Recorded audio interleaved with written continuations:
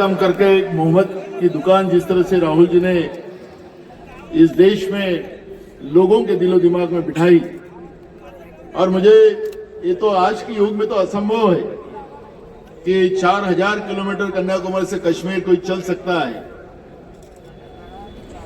मणिपुर से मुंबई 6700 किलोमीटर इतनी बड़ी यात्रा कर सकते हैं। ये राहुल जी ने दिखाया कि मैं हिंदुस्तान के लिए मैं कुछ भी कर सकता हूं, हिंदुस्तान के संविधान के लिए कुछ भी कर सकता हूं, हिंदुस्तान के लोकतांत्रिक व्यवस्था के लिए मैं कुछ भी कर सकता हूं, और पूरा देश हमारा हिंदुस्तान एकजुट रहे, ये मंसूबा लेकर हमारे सभी युवा दिलों की धड़कन जननेता राहुल गांधी जी आप सब लोगों को मार्गदर्शन करेंगे, ऐसी मैं विनती करता हूं।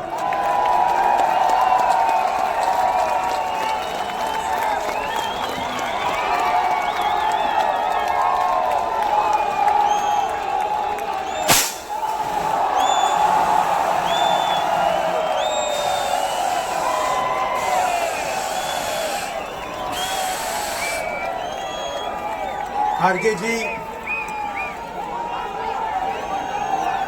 शरद पवार जी, उद्धव ठाकरे जी, स्टालिन जी, Champai Soren ji, Kalpana Soren ji,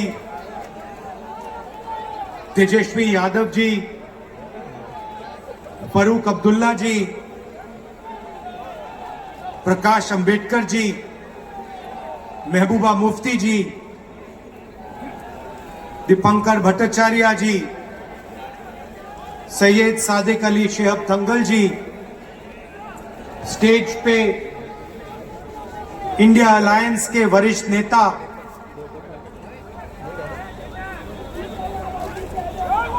honourable CWC members, Congress और गठबंधन के प्यारे कार्यकर्ता, भाइयों और बहनों, देशवासियों, आप सबका यहां बहुत बहुत स्वागत।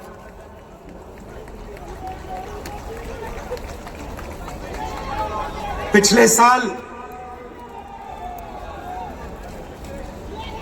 कन्याकुमारी से कश्मीर तक हमने यात्रा की।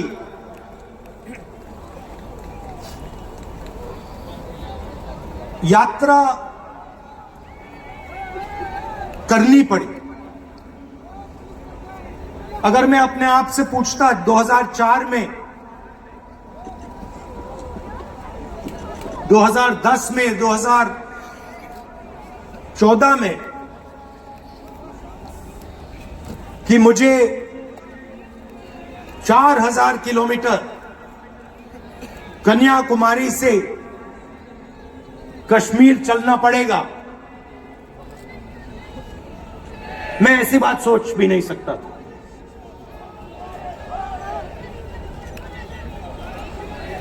ये यात्रा, शांत हो जाए, ये यात्रा हमें क्यों करनी पड़ी? क्योंकि देश का जो कम्युनिकेशन का सिस्टम है, चाहे वो मीडिया हो, सोशल मीडिया हो, वो आज देश के हाथ में नहीं है। जनता के जो मुद्दे हैं, बेरोजगारी, हिंसा, नफरत, महंगाई, किसानों के मुद्दे, अग्निवीर के मुद्दे, जवानों के मुद्दे, वो मुद्दे आपको मीडिया में नहीं दिखाई देते। तो हमने ये यात्रा करनी पड़ी क्योंकि और कोई चारा नहीं था। देश के ध्यान को पकड़ने के लिए विपक्ष को 4000 किलोमीटर, और सिर्फ राहुल गांधी नहीं चला, यह गलतफहमी में मत रहिए कि ये राहुल गांधी चला है। सब पार्टियों के, सब विपक्ष के पार्टियों के लोग चले, सब नेता आए, हिंदुस्तान का पूरा विपक्ष इन यात्राओं में शामिल हुआ। शरद पवार जी आए, उद्धव जी आए, तेजस्वी आए।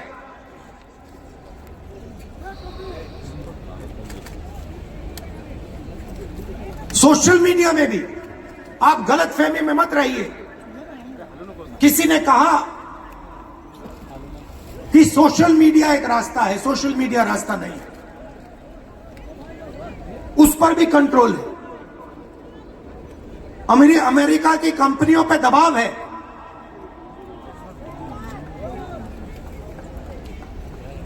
तो काफी डिस्कशन होता है कि हम बीजेपी से लड़ रहे हैं।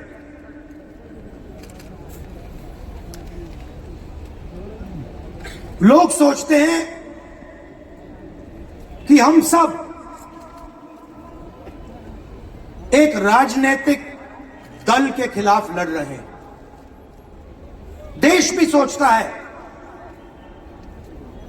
कि ये जो नेता स्टेज पे बैठे हैं अलग अलग पॉलिटिकल पार्टी से हैं, ये एक राजनीतिक पार्टी से लड़ रहे हैं। ये सच नहीं है, ये गलत है। हम राजनीतिक पार्टी से नहीं लड़ रहे हैं और ये समझने की जरूरत है। हिंदुस्तान के युवाओं को यह बात समझनी होगी। कोई और कहता है ये सब लोग एक व्यक्ति के खिलाफ लड़ रहे हैं, नरेंद्र मोदी के खिलाफ लड़ रहे हैं। नहीं, हम एक व्यक्ति के खिलाफ भी नहीं लड़ रहे हैं, ना हम बीजेपी के खिलाफ लड़ रहे हैं, ना हम एक व्यक्ति के खिलाफ लड़ रहे हैं। एक व्यक्ति को चेहरा बनाकर ऊपर डाल रखा है।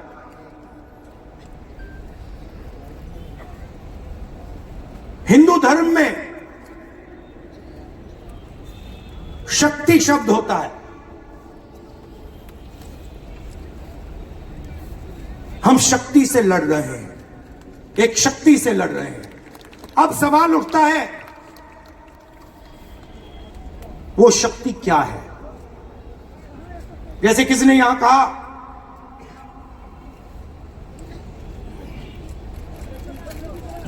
राजा की आत्मा ईवीएम में है। सही है, सही है। राजा की आत्मा ईवीएम में है।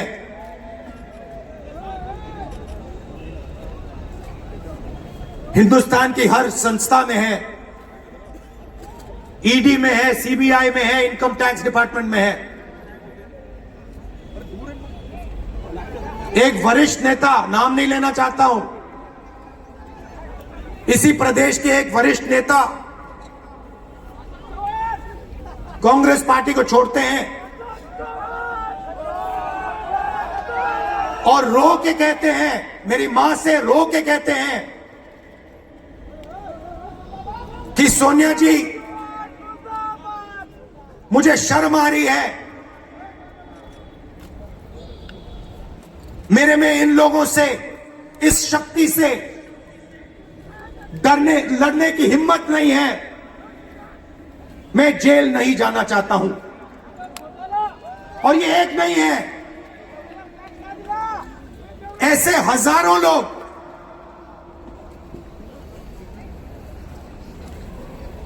डराए गए हैं। क्या आप सोचते हो शिवसेना के लोग, एनसी के लोग ऐसे ही चले गए? नहीं, जिस शक्ति की मैं बात कर रहा हूं, उन्होंने उनका गला पकड़कर उनको बीजेपी की ओर किया है और वो सब डर के गए हैं।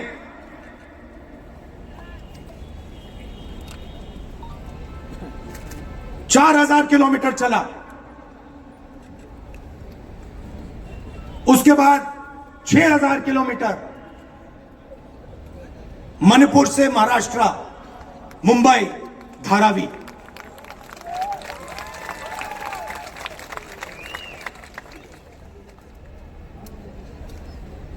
क्या मैंने देखा, क्या सुना, मैं आपको समझा नहीं सकता, शब्दों में नहीं बता सकता मैं आपको।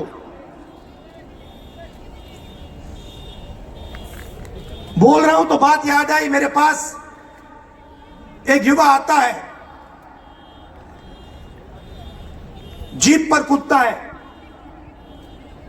सिक्योरिटी वाले उसको मारते हैं, दबाकर मारते हैं,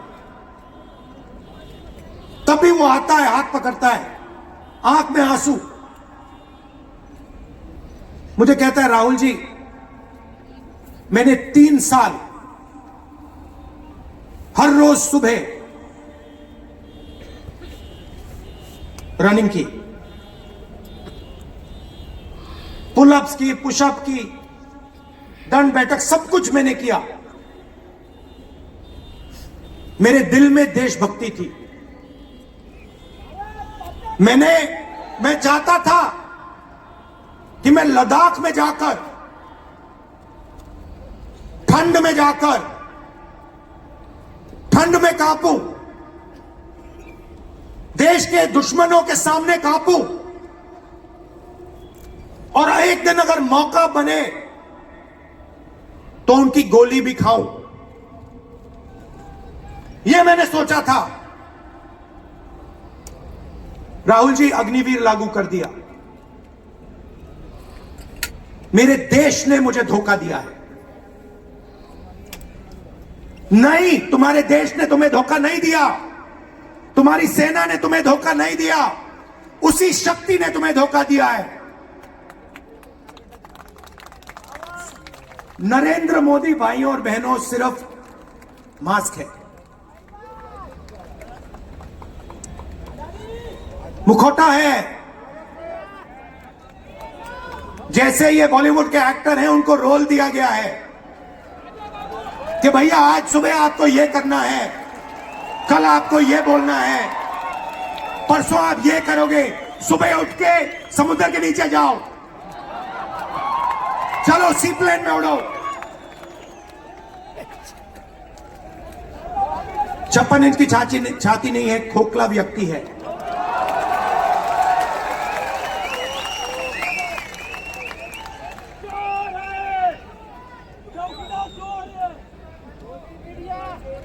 धारावी को देखिए आप,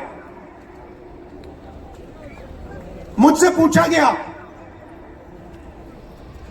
कि ये जो यात्रा होगी कहां से कहां होगी। मैंने सोचा, एक बात क्लियर थी, मणिपुर से शुरू होगी।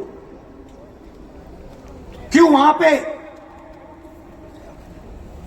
इसी शक्ति ने सिविल वॉर का माहौल बना रखा है। भाई भाई को मार रहा है, गोली मार रहे, तो शुरुआत तो वहां से होगी। और फिर मैंने सोचा, अगर हिंदुस्तान को नया विजन देना है तो यात्रा धारावी में खत्म होगी। यह हुनर का कैपिटल है, हिंदुस्तान के टैलेंट का, स्किल का, हुनर का कैपिटल है। और इनको यहीं से, मुंबई से, इनके घरों से वही शक्ति इनको उठाकर बाहर फेंक रही है।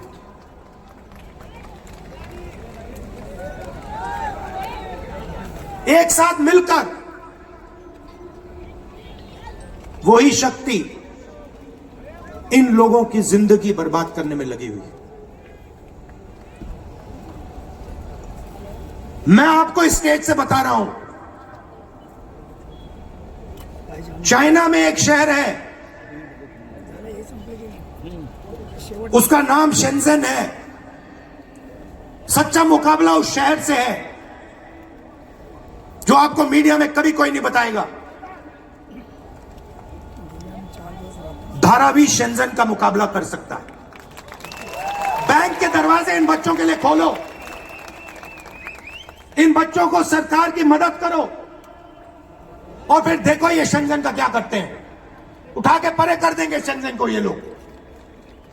Made in Mumbai, made in Dharavi, made in China को उड़ा के हटा देगा, परे कर देगा। मगर नहीं, 22 लोग हैं यहां पे, 22 लोगों के पास उतना ही धन है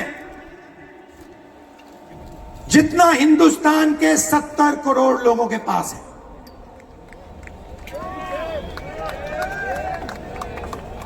हिंदुस्तान में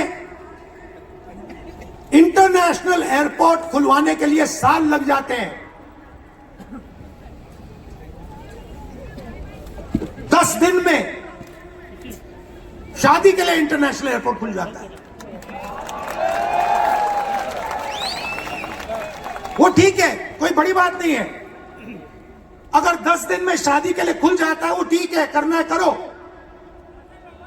मगर बाकी हिंदुस्तान में भी तो खोलो, बाकी प्रदेशों में खोलो। इन्होंने क्या गलती की है?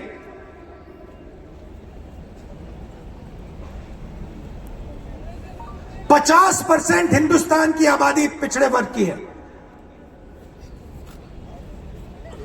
15% दलित, 8%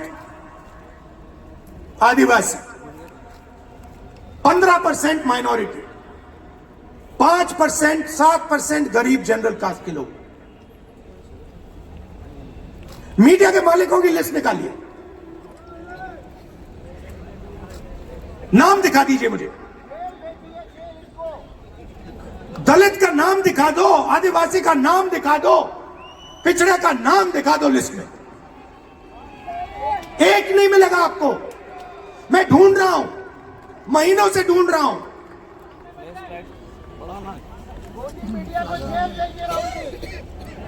इनकी गलती नहीं है बेचारों की।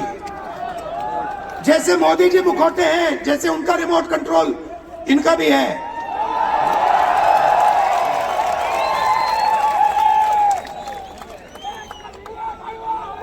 मीडिया में कोई नहीं।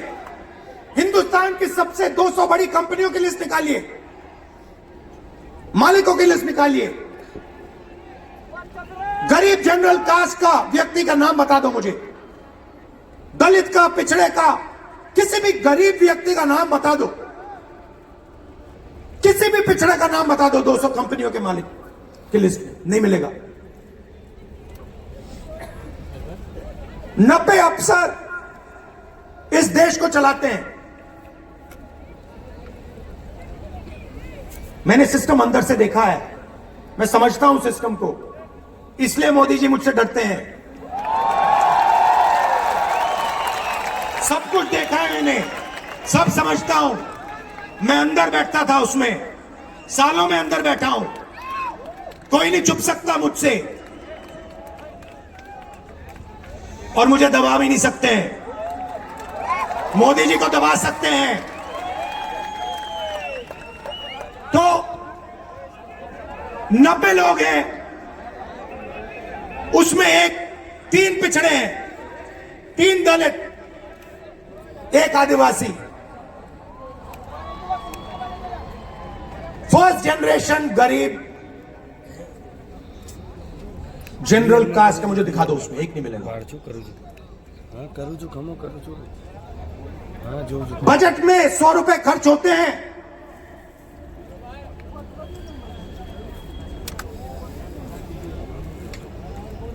पिछड़े, दलित, आदिवासी सबको मिला दो,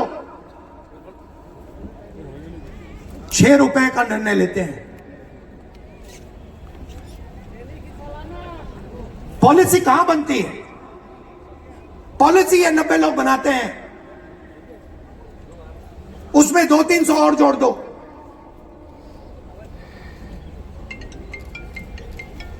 उसमें 50-60 अरबपति जोड़ दो।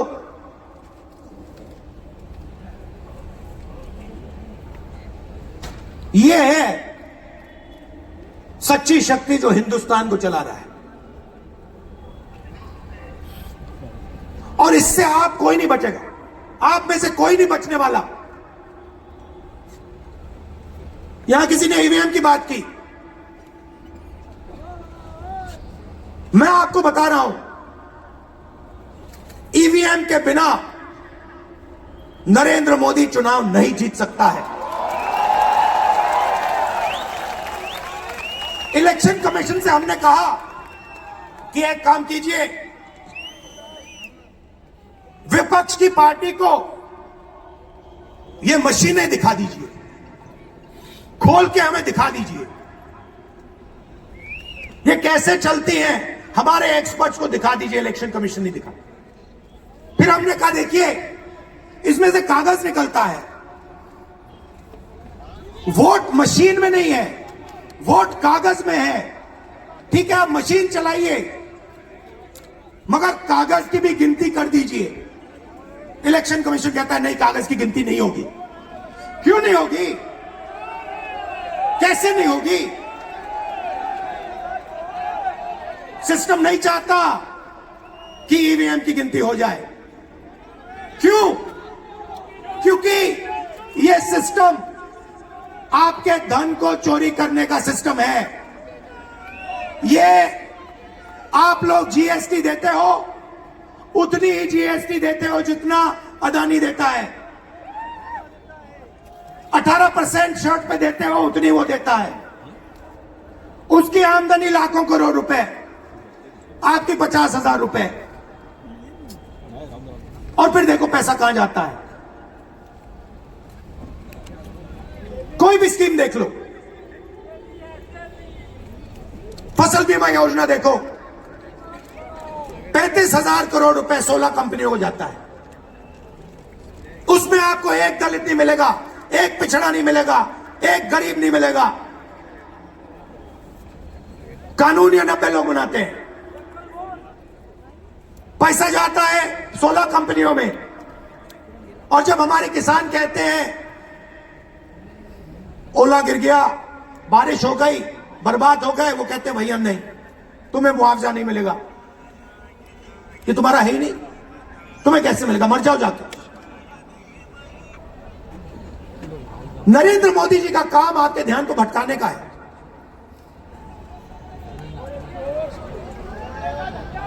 कभी आपसे कहेंगे देखो देखो चाइना की ओर देखो, पाकिस्तान की ओर देखो।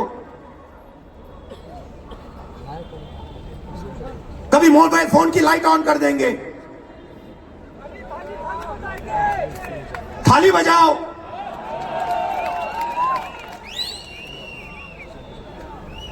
कभी कहेंगे देखो मेरा अपमान कर दिया, जैसे अभी किसी ने उनकी पत्नी के बारे में बोला, अब कहेंगे देखो मेरा अपमान कर दिया, ध्यान भटकाने के लिए। अब देखना होगा।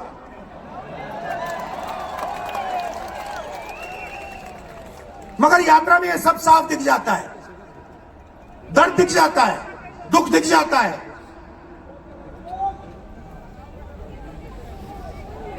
चालीस साल से सबसे ज्यादा बेरोजगारी हिंदुस्तान में आज है। मीडिया में आपको एक मिनट के लिए नहीं दिखता।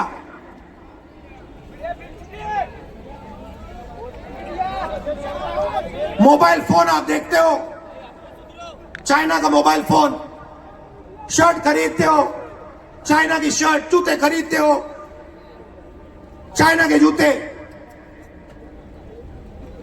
चाइना के युवा को फायदा हो रहा है, और किसको फायदा हो रहा है? और किसको फायदा हो रहा है? यह आपने कभी पूछा अपने आप से? जब चाइना का यहां माल बिकता है, सिर्फ चाइना को फायदा नहीं होता, हिंदुस्तान के अरबपतियों को भी फायदा होता है भाई और बहनों। इसलिए धारावी को कभी उठने नहीं देंगे। इसलिए धारावी को यह सरकार कभी सपोर्ट नहीं दे सकती।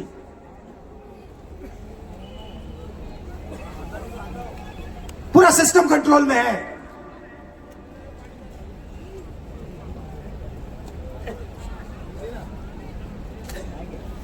जब इनकी पहले सरकार आई, मैं आपको दिल की बात बताता हूं, पहले इनकी सरकार आई, अरुण जेटली मेरे पास आते हैं, कमरे में बैठते हैं और मुझे कहते हैं, राहुल, ये जो लैंड एक्विजिशन का मामला है,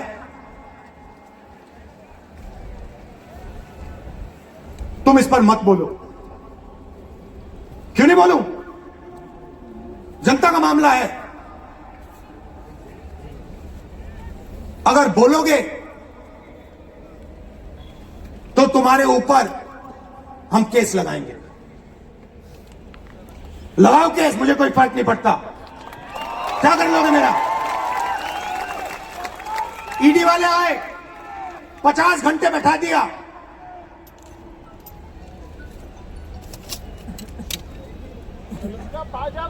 अंत में पता है क्या बोलता है ईडी का अफसर? मुझे पता है क्या बोलता है?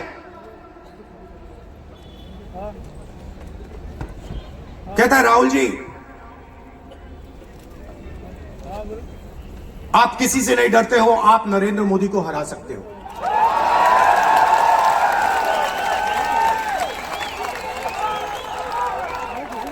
ईडी का अफसर बोलता है मुझे।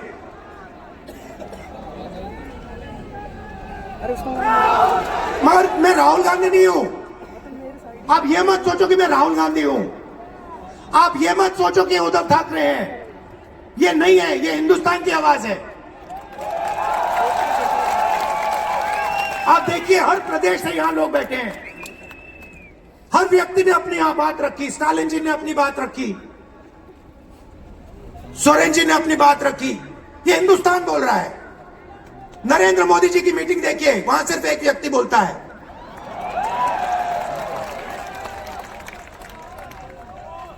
गडकरी जी परे हो जाते हैं, माला के बाहर निकाल देते हैं उनको। इसलिए हमने इसको इंडिया गठबंधन नाम दिया है। ये हिंदुस्तान की रक्षा कर रहा है। ये सब लोग डरे नहीं हैं। ये सब लोग उसी सिस्टम का मुकाबला कर रहे हैं। आज नरेंद्र मोदी के पास भ्रष्टाचार की मोनोपोली है।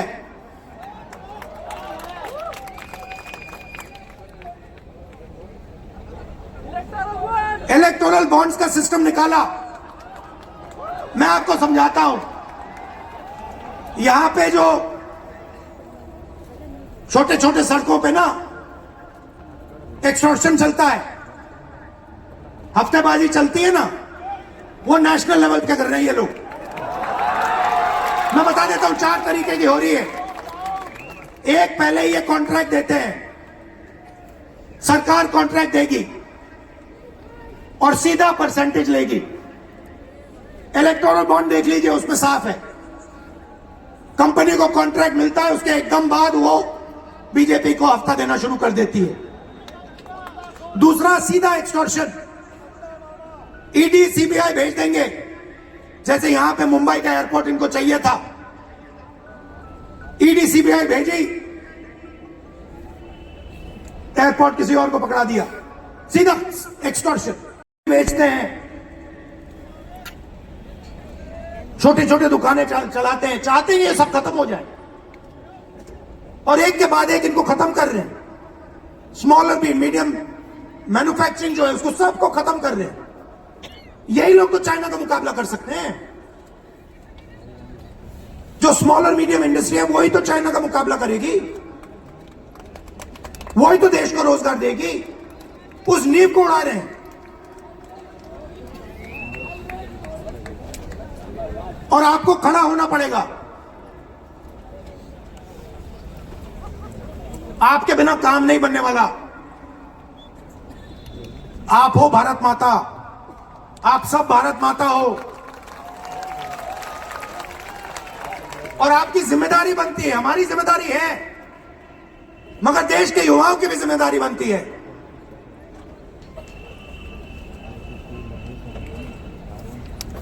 पूरा देश अग्निवीर के खिलाफ है।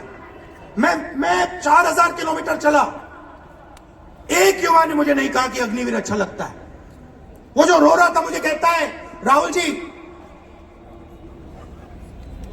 मैं नहीं जाऊंगा, मैं नहीं जाऊंगा, मैं अग्निवीर नहीं बनूंगा। और फिर मुझे कहता है राहुल जी जहां पे पहले हम दौड़ने जाते थे वो सब खाली पड़ा है। यात्राओं से मुझे बहुत सीखने को मिला,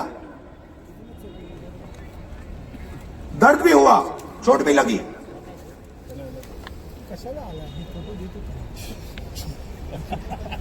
मगर जो प्यार मिला, दिल से जो प्यार मिला,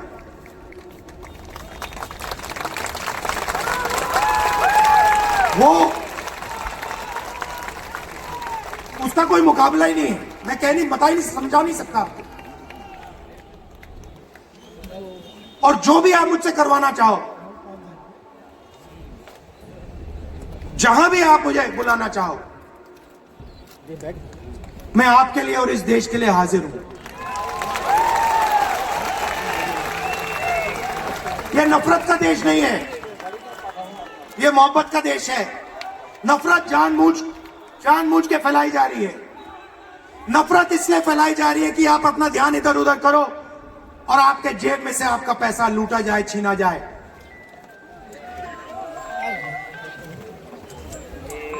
तो नफरत को नहीं फैलने दो। जैसे यात्रा से मैसेज निकला, हिंदुस्तान के दिल से मैसेज निकला, नफरत के बाजार में मोहब्बत की दुकान खोलो। ये हमारे सब महापुरुषों ने कहा है। गांधी जी ने कहा, बुद्ध भगवान ने कहा, राम जी ने कहा, यही कहा। अगर राम का, बुद्धा का एक ही मैसेज है, नफरत के बाजार में मोहब्बत की दुकान खोलो। धन्यवाद। धन्यवाद, बहुत बहुत धन्यवाद राहुल जी।